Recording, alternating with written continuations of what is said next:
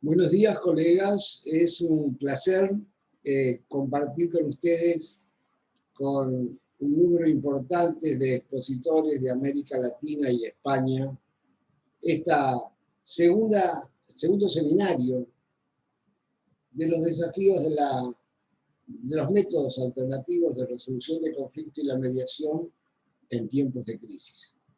Agradezco mucho al doctor Martínez Zampa y a la doctora Vargas de la Fundación Instituto de Mediación por haberme otorgado esta oportunidad de poder compartir con ustedes algunas ideas. Lo que vamos a conversar, o lo que les voy a proponer, tomar como un tema polémico, si se quiere, es una situación que en algún momento implicó una grave dificultad para ayudar a personas en conflicto que no tenían conectividad o no tenían la infraestructura técnica necesaria para poder trabajar en una mediación a distancia. Entonces recordé a mis maestros en Estados Unidos y traje entonces la idea de aplicar el texto único como propuesta a aquellas partes que querían generar una búsqueda de apoyo a su conflicto y de alguna manera no tenían las posibilidades de hacerlo. Así que bueno, en función de eso, apliqué la técnica del texto único. Vamos a ver un poco más organizadamente qué es esto de la técnica del texto único. Vamos a compartir pantalla y vamos a buscar el PowerPoint. Nos hemos equivocado. De alguna manera estamos mostrando las destrezas o no destrezas en el marco de la enseñanza o trabajo con Zoom, ¿verdad? Bueno, acá estamos nuevamente por compartir pantalla y vamos a ir concretamente al PowerPoint. Acá estamos. Ustedes disculpen esto, pero es en vivo y en directo, tiene estas situaciones. Entonces vamos con esta propuesta que tiene que ver con el texto único como desafío de los MARC y de la mediación en tiempos de crisis. En principio vamos a llamar a los maestros que han difundido y apoyado el texto único como Dani Ertel en su libro Negociación 2000. Dani nos dice que es un proceso sistemático para alejar a los negociadores de posiciones intransigentes basadas en situaciones de alta conflictividad. En principio, esta es la forma que se pensó el método único, y en mi caso lo ayorné a procesos sistemáticos para permitir las negociaciones basadas en situación de falta de conectividad a la herramienta. Dani Ertel dice que el autor responsable de la aplicación del texto único es el facilitador o mediador y tiene el objeto de detectar en las partes que no pueden conectarse de otra manera los intereses subyacentes.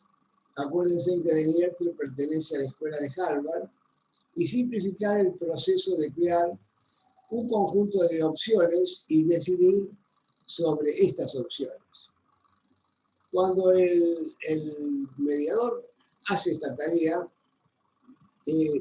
bosqueja una propuesta y presenta un primer anteproyecto para la crítica de los clientes.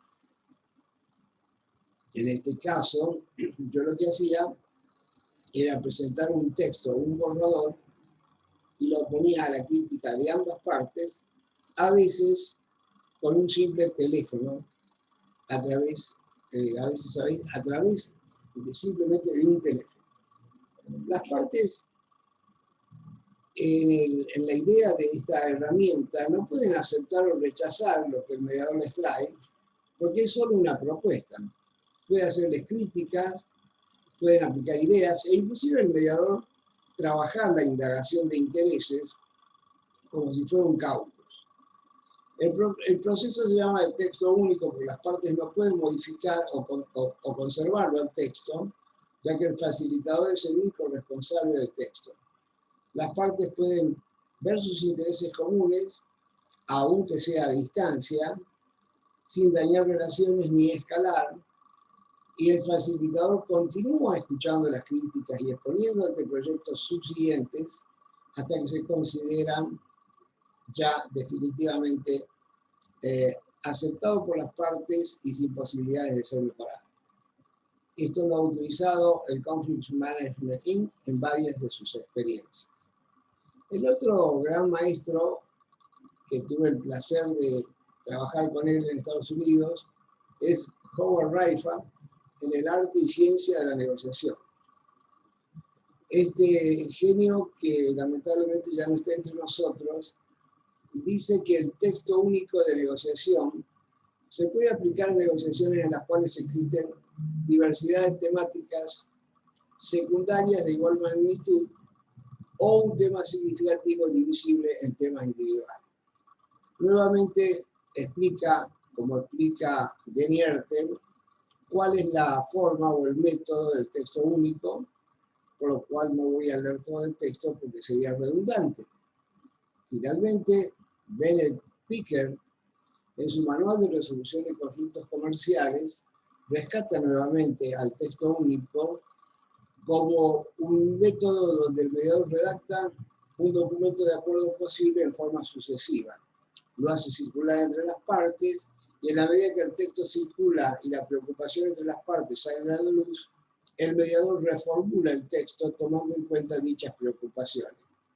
La herramienta, dice Piquet, es muy útil en los casos en que hay un terreno en común o en los casos más complejos.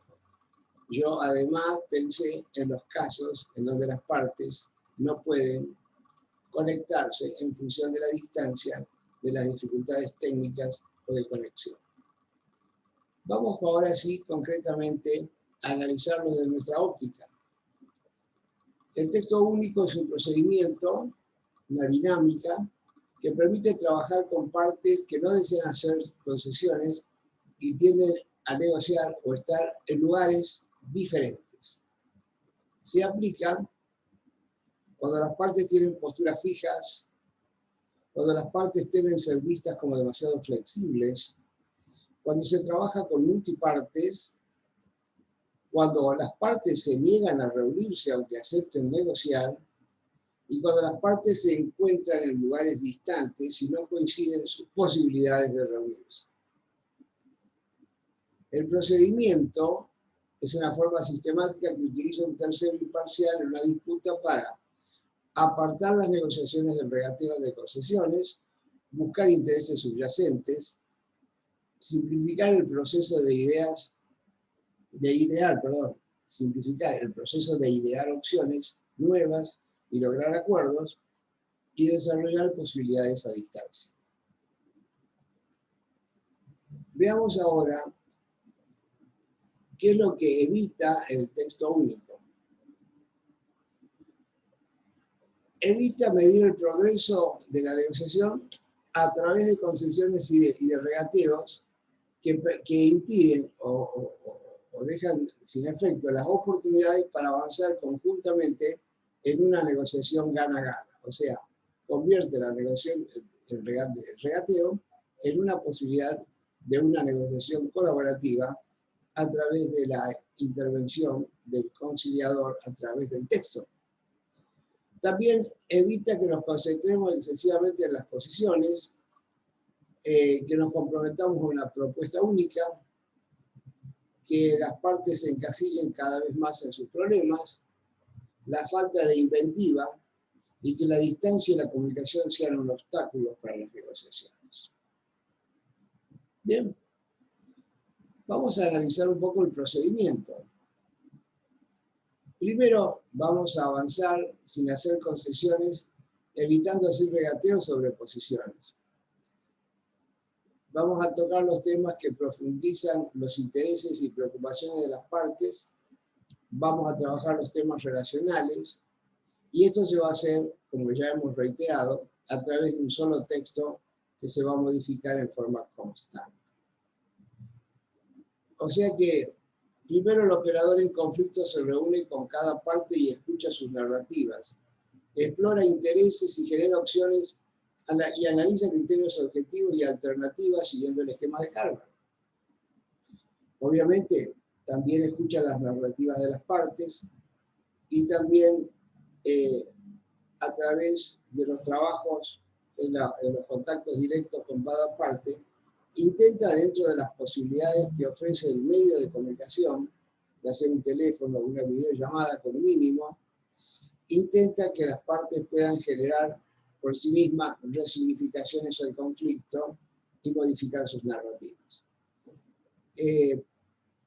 Redacta el primer borrador provisto de un sentido inicial de lo que se pudo construir con las diferentes partes, y en este primer borrador, si es posible, va a introducir aspectos de reconocimientos mutuos que podrían haber surgido en forma expresa o en forma simbólica durante las conversaciones con las partes. Analiza con cada parte del borrador y escucha sus aportes sin asumir compromisos.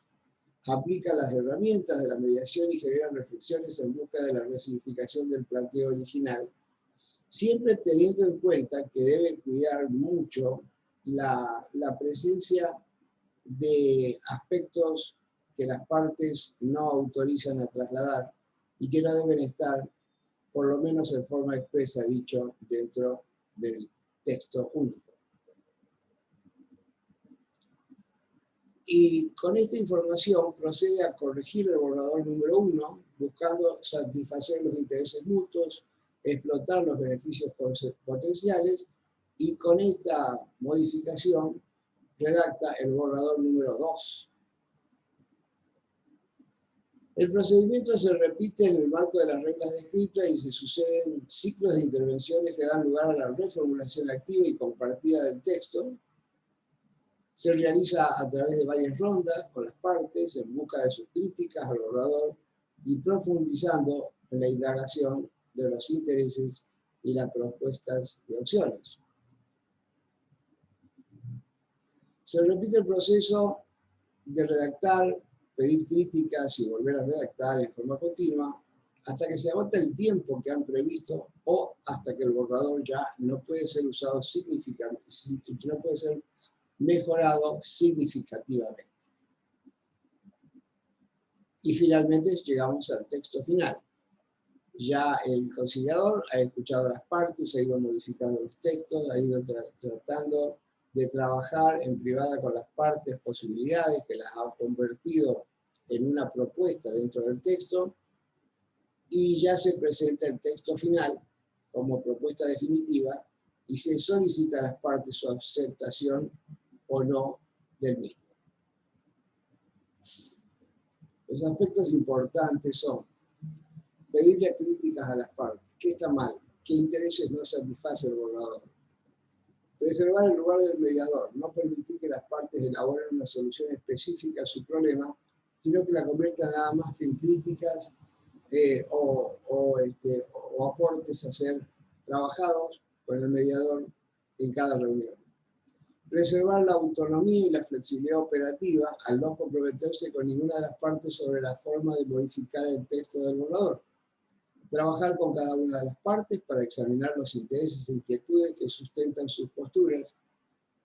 Y al final, el texto único es copia única.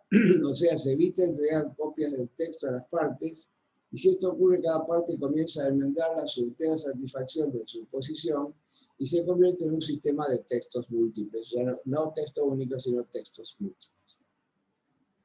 Para poder cerrar esta novedosa forma de intervenir, desarrollamos un convenio de facilitación a través del método de texto único que dice así: los abajo firmantes solicitan los servicios profesionales de fulano de tal a los efectos de someter a un proceso de facilitación las cuestiones sobre alimentos, visitas y tenencia de sus hijos bajo las siguientes condiciones. El mediador trabajará con las partes en reuniones privadas, manteniendo confidencialidad respecto a todos los aspectos que los participantes así lo deseen. En ningún momento del proceso el mediador trabajará con las partes en forma conjunta. Las partes aceptan voluntariamente permanecer en el proceso de facilitación, pudiendo retirarse en cualquier momento. El mediador podrá dar por terminado el proceso en caso de considerar no viable el mismo. El mediador se compromete a sostener durante todo el proceso absoluta imparcialidad sin manifestarse a favor de ninguna de los participantes en particular e intentando la colaboración con ambos para la consecución de los fines del proceso. El mediador mantendrá en confidencialidad los tratamientos que se efectuarán con las partes durante el proceso respecto a toda persona ajena al mismo y no podrá ser citado como testigo en caso de arribar las partes a una instancia judicial. El mediador asume la responsabilidad de escuchar a las partes en audiencias privadas y presentar progresivamente diferentes propuestas de solución que a su real saber y entender satisfagan la mayor cantidad de intereses de las partes. Las propuestas de acuerdo escalonado que sean sugeridas por el mediador se presentarán a la opinión de las partes en cada oportunidad en un solo texto sin entregar copia. En todo momento el mediador será responsable del texto y las partes no podrán imponer cláusulas o incluir propuestas sino en forma de opinión o sugerencia. Cuando el mediador considere que su leal saber y entender la propuesta ha alcanzado la máxima posibilidad para la satisfacción de los intereses de ambas partes, presentará la misma como definitiva. Los participantes podrán aceptar o rechazar la propuesta dándose por terminado el proceso. En caso de arribar las partes a un acuerdo, el mismo será elevado al juzgado de familia de turno que corresponda a los efectos de su homologación. Se firman 3 ejemplares de un mismo tenor y a un solo efecto. Bien, esta herramienta que a la vez es sencilla, pero también tiene su complejidad, ya que cuando uno presenta el borrador, las partes empiezan a veces a enojarse mucho con el facilitador, partiendo de la base de que no han sido escuchadas sus propuestas y que no están cubiertos sus intereses. La habilidad del mediador es, primero, establecer el diseño de cuál va a ser el trabajo con claridad, y segundo, recordarle las reglas del juego y decirle que esa es una propuesta, una simple propuesta para ser modificada y que el mediador va a escuchar a ambas partes para poder ofrecerles una segunda propuesta, una tercera propuesta y una cuarta propuesta, siempre bajo la misma metodología de redactar, pedir opinión y volver a redactar. Es muy importante la escucha activa, es muy importante la habilidad del mediador para trabajar con las partes, generar reflexiones y luego con ese insumo seguir adelante con la redacción de los continuos textos. Así que, queridos amigos, espero que les haya sido útil esta propuesta, que en mi caso la utilicé en 25 experiencias, repito, cuando queda descartada otra posibilidad, o cuando las partes la aceptan frente a la propuesta simple del mediador, por situaciones de posicionamientos muy fuertes entre las partes. La herramienta es muy útil, requiere de cierta pericia, requiere de conocer y respetar los timings de las partes, los tiempos de las partes, y de hacer una buena indagación de intereses en cada una de las secuencias de entrevistas sucesivas. Les dejo la propuesta, los saludo y trato de ser breve para que haya lugar para los demás expositores. Muchas gracias y quedo a vuestra disposición.